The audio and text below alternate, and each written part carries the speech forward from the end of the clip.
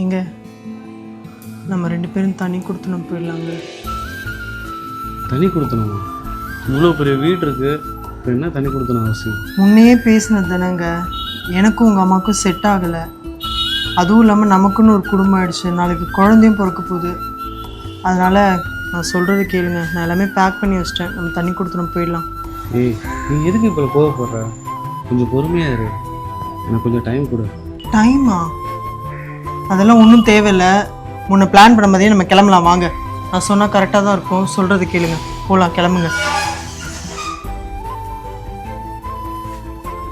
அம்மா, நான் கிளம்புறோம்மா.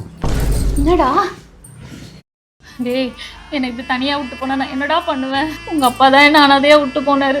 தனியாலாம் நின்று உன்னை வளர்த்த ஆளாக்குனேடா. ஏம்மா, எனக்கு இருக்கிறது ஒரே புள்ள, இப்படி அம்போன்னு விட்டு போனால் நான் என்னம்மா பண்ணுவேன்? நீ எப்படி சொல்றியோ அதே மாதிரி நான் நடந்துக்கிறேம்மா. நீங்கள் வாங்க போகலாம்.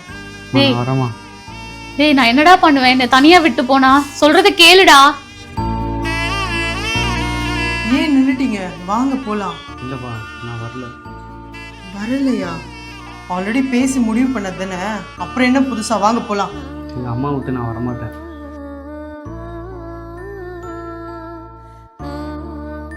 நானும் தான் என் குடும்பத்தை விட்டு வந்திருக்கேன். நம்ம உங்களுக்கு மட்டும் தான் குடும்பம் இருக்க மாதிரி பேசுறீங்க.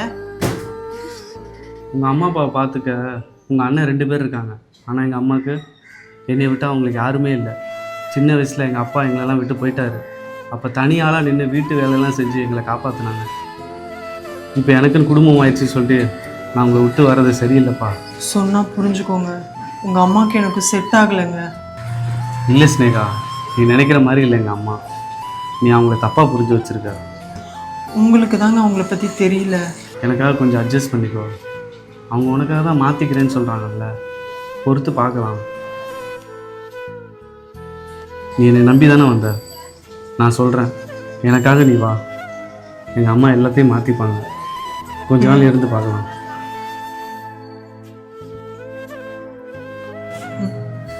உங்களுக்கு எப்படி தான் சொல்லி புரிய வைக்கிறதோ தெரியல. உங்கள் அம்மாவோட சுயரூபத்தை காட்டணும்.